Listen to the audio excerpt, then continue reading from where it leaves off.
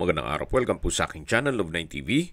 Patalasasan po, meron po ba kayong mga properties na napapabayaan or non-performing assets? Plan nyo ibenta, pero wala kayong oras pagbenta nito. Kung ito'y pagkakatiwala nyo po sa amin, tawag lang po kayo sa aking numero, usap po tayo, gawan ko po ng video for free. Yes, libre po, wala po kayong babayaran. Tutulungan pa namin kayong mabenta ang inyong property. Kami na po bala sa marketing, sa boosting or paid ads, even sa tripping. Hindi na po kayo mapapagod sa pag-entertain ng mga buyers. Kami na po bala sa lahat. Tawag lang po kayo. Nandito po tayo ngayon sa Silang Cavite. Sa mga familiar po dito sa property, opo, na-vlog na natin to. Kaya po, nag-reshoot tayo. Gawa ng nag-markdown price na po si owner. Mamaya po sa dulong parte ng video pag-usapan natin ang presyo nito, pati distance, location at travel time. Ito po ang buong property ay may lot area na 1,480 square meters more or less. At meron pong dalawang bahay. Yung unang nadaanan natin ang kulay dilaw at itong kulay puti na halos hindi naman po ito natirahan, gawa ng nasa Amerika po si owner. At tungkol naman po sa dokumento, ito po'y titulado. Updated ang amilyar, kaya wala po kayo maging problema sa documentation o sa transfer ng title. Nakabakod na po buong property. At mula po sa Barangay Road, ito'y inner lot. Kaya napakatahimik po ng lugar, sariwang hangin, at malamig po ang klima. Ito po ay nasa mataas na lugar. Ang estimated elevation above sea level ay 1,632.2 feet. So dito po sa likod, napakalaki pa po ng espasyo na pwede pong lagyan ng swimming pool. Ito po yung back view ng pangalawang bahay na meron pong 5 bedrooms, maid's room at driver's room. So ito po yung tinutukoy ko na nasa Amerika ang may-ari. Halos hindi po nila ito natirhan. Umuwi lang sila para i-maintain, then balik na naman. Balik po tayo dito sa harapan. Yan po yung covered carport, nakakasya ang dalawang sakyan. At meron pong access door na papunta naman sa maid's room at driver's room. Then connecting dirty kitchen at formal kitchen. Mamaya po ikutan natin yan. So ito po yung main door. Ito po yung naka solid wood slatted doors. Then dito po yung hallway. At kung meron man po kayong PWD or senior citizen sa pamilya, itong kwarto na to ang para sa kanila. Napakalawak po ng espasyo. Wooden design itong tile flooring. May customized glass windows. Natanaw po ang kabilang bahay. May sariling toilet and bath na may bathroom countertop, vanity mirror, hand wash basin, water closet with bidet, at shower. Dito naman po yung wardrobe. At paglabas naman po natin, katabi lang po nito yung powder room, na kung saan meron din pong bathroom countertop, malaking vanity mirror, then water closet. Yan po ulit yung main door na kung saan dyan po tayo pumasok kanina bago po natin ikutan yung formal kitchen, yung dining at itong living area. Check po muna itong mga kwarto. Ito po yung hagdan na kung saan naka-wooden staircase, handrail at metal railing. Meron din pong customized staircase window na nag-serves as natural sunlight. Dito po sa baba ay meron pong 4 na kwarto. At nandun na rin po yung master bedroom. So, samahan niyo po ako. Baba tayo. At nandito na po tayo sa ground floor. Pwede ring sabing basement. Dito po ay may understair storage. Sa pintura po ng ceiling at wall, wala po kayong ipapagawa dito. Then yan po yung hallway. May access door naman dun papunta sa hagdan. At dito naman po may display cabinet. May drawer. Ito naman po yung unang kwarto. Dito sa baba, meron pong wardrobe, may drawer and dresser, at may glass window with security grill. Meron rin pong nakaabang para sa window type aircon. Dito po ay may built-in cabinet, at ito po yung tinutukoy ko na master bedroom na kung saan meron din pong sliding glass door na access papunta sa likod ng bahay kung saan yan po'y pinakita ko na sa inyo. Yung unang parte ng video na tinutukoy ko na pwede pong lagyan ng swimming pool. Ito pong sliding glass door ay mayroon din pong security grill. Yan po yung drawer and dresser. At ito naman po yung toilet and bath na may walk-in closet. Pasok po tayo. So yan po, from floor to ceiling po yan. At kabilaan.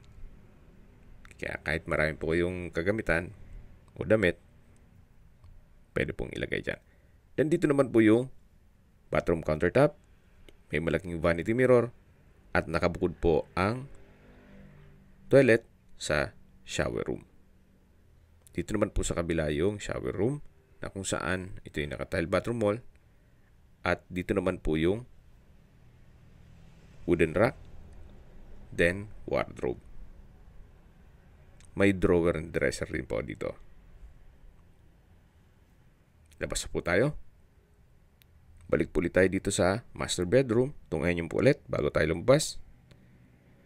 Napakalaki po ng espasyo. At dito naman po yung pangatlong kwarto dito sa baba na kung saan napakalaki po ng espasyo. Then meron din pong glass wall and window with security grill at wardrobe. May sarili din po itong toilet and bath. May bathroom countertop, vanity mirror, water closet with bidet, at shower. Labas na po tayo para check natin yung ibang parte nitong bahay. Doon po sa dulo ay may isa pang kwarto na kung saan ang basehan na lang po natin yung isang video o yung lumang video na lang. Or pwede rin upon tripping na lang at nakrop po yung video. Nandito po ulit tayo sa bakanting lote na kung saan pwede po kayo magtanim kung ayaw nyo mang maglagay ng swimming pool. At yan po yung water pump na halos hindi naman nagagamit. Gawa ng maayos naman po ang water supply. Ito po yung perimeter fence. At yan naman po yung hagdan. Then yung access door papunta sa isang kwarto. Akyat po tayo. So ito po yung kabilang side ng bahay. Then ito pong natatanaw natin, ayan yung access door na papunta naman sa kusina. At pag diniretso naman natin to, ito naman yung papunta sa garahe. Na matatanaw naman yung kabilang bahay. At balik po ulit tayo dito sa loob. Ito po yung living area na may corner glass, then naka-ceiling cove design, may chandelier. At dito naman po sa kabila, yung dining area. Naka-ceiling cove design, may chandelier, may customized glass windows, at meron pong sliding glass door na papunta naman dito sa balkonahe o terrace na kung may mga okasyon po kayo, pwede pong ganapin dito gawa ng napakalaki po ng espasyo nito. At please manage your expectation.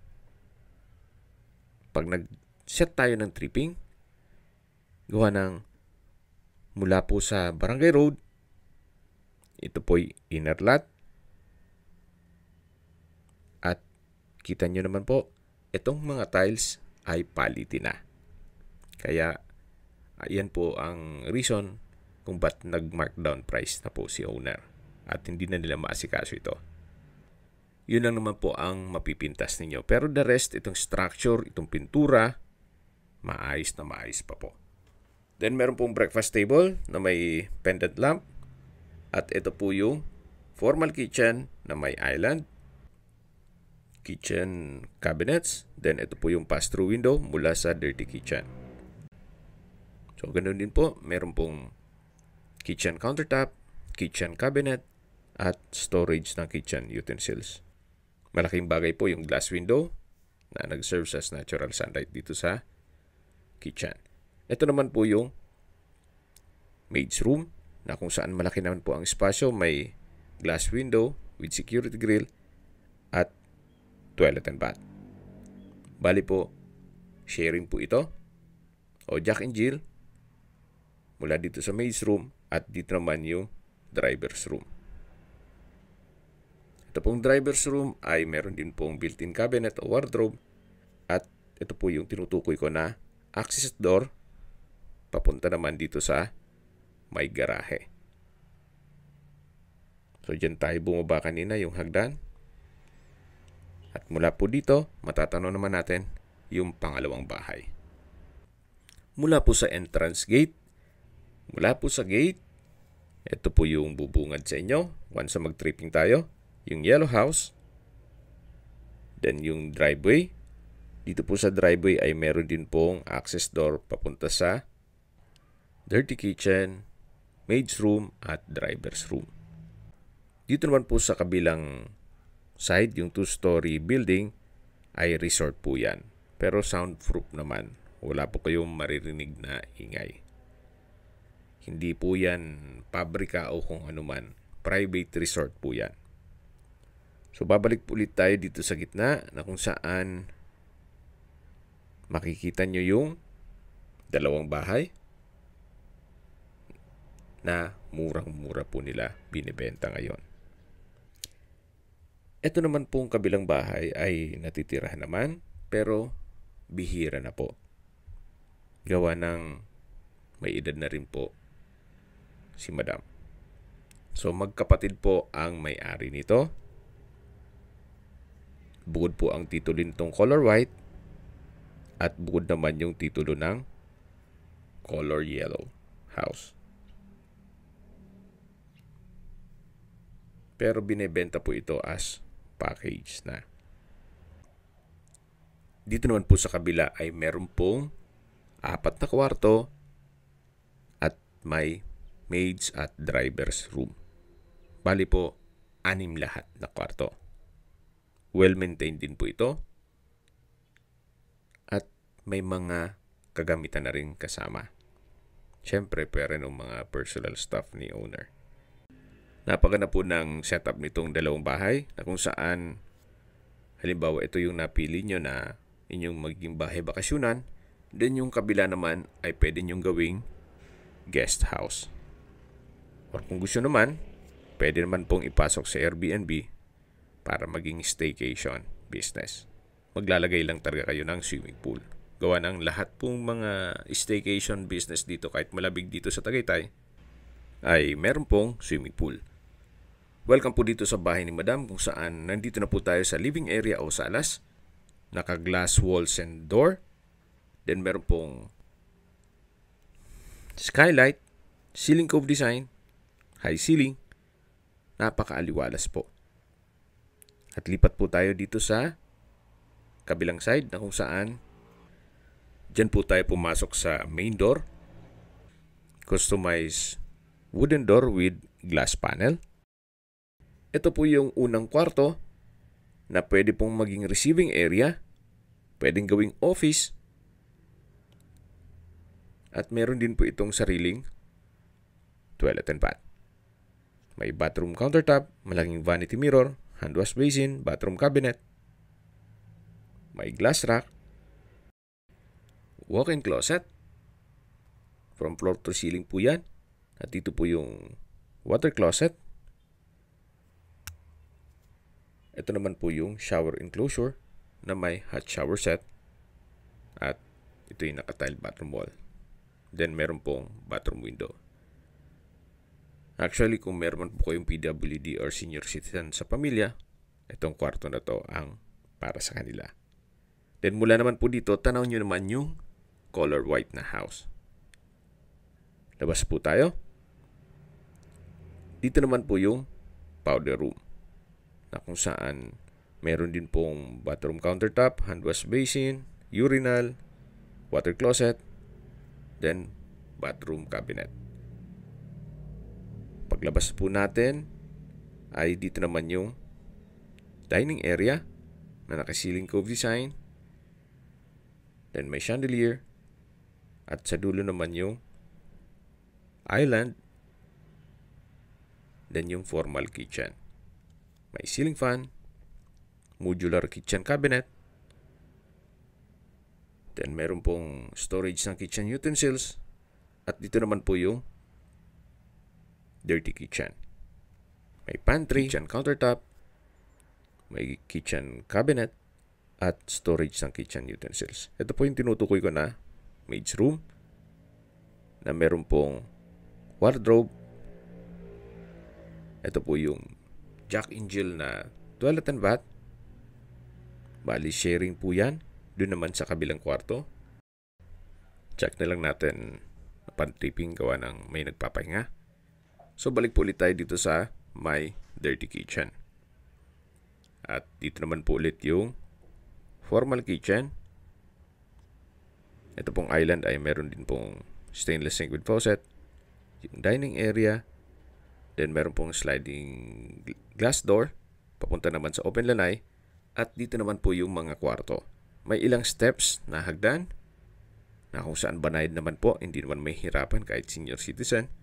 At ito po yung master bedroom na kung saan napakalaki din po ng espasyo. Meron din pong sariling toilet and bath. May walk-in closet. May shower room, may toilet, bathroom countertop, hand wash basin, at vanity mirror. So, tunghayin niyo po ulit itong master bedroom na kung saan meron pong sliding glass door. Then, dito na po tayo sa hallway. Yan po yung ulit yung hagdan. Then, dito naman po yung second bedroom na kung saan malaki din po ang espasyo nito. May customized glass window with security grill at meron pong access door papunta naman sa harapan ng bahay. Ito naman po yung toilet and bath na Jack and Jill o sharing din po ito dun sa kabilang kwarto. Ito po yung tinutukoy ko na access door na kung saan ito po yung bakanting lote at matatanaw natin yung main gate. Labas po tayo dito at lipat po tayo dito sa last bedroom o third bedroom na kung saan malaki din po ang espasyo. Meron din pong access glass door papunta dun sa harapan ng bahay. At ito po yung tinutukoy ko na Jack and Jill na toilet and bath o sharing dito sa kabilang kwarto. So kahit po sarado yung main door, may access door po kayo dito sa likod na malapit sa gate. Then meron din pong wardrobe at customized glass window with security grill. So yan po yung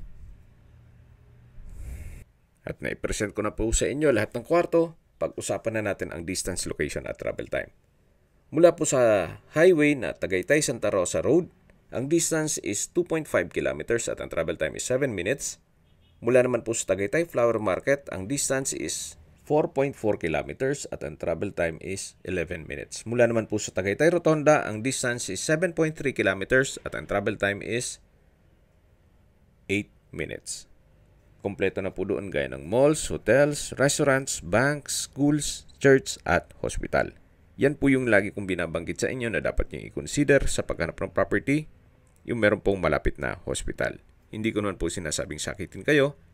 Yan man po for emergency purpose lang naman.